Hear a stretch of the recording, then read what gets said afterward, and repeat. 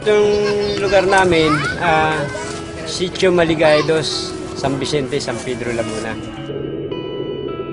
Siyempre, alam mo naman, ganitong lugar, squatter area, tabing release, dikit-dikit ang bahay. Madilim talaga rito sa lugar ko na to. Wala kami dito sa loob, lagi kami sa labas. Nadadapa kasi madilim, yung dadaan mo, hindi mo alam, may nakaharang.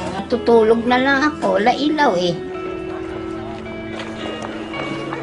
Ang tawag nila sa akin dito si Mang Dimi Solar. Napaliwanag ko yung mga bahay nila madilim.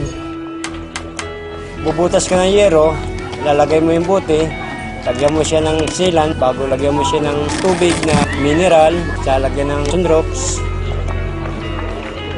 Bago kabit mo sa bahay, lagyan sealant mo para hindi tumulo. Ganyan lang kasimple yun.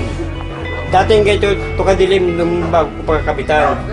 Ngayon, nung kapitan ko na, ito na ang liwanag niya. Yan ang liwanag.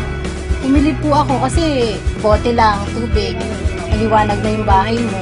Bumaba yung ano ko, binayaran ko ngayon. Simula nung makabitan ako dito. At saka itong solar bottle valve na to, hindi mainit. Dahil sa buti na yan, sa solar na buti na yan, gumanda ang araw namin.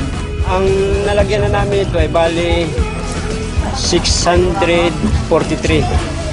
Gusto nga namin tuloy-tuloy para marami nga matulungan mga tao rin na yung maliwanagan mga bahay nila madidilim.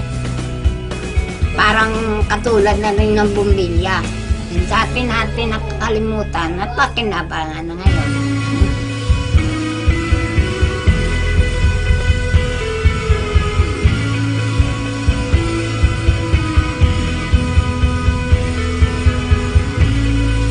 Kaliwa!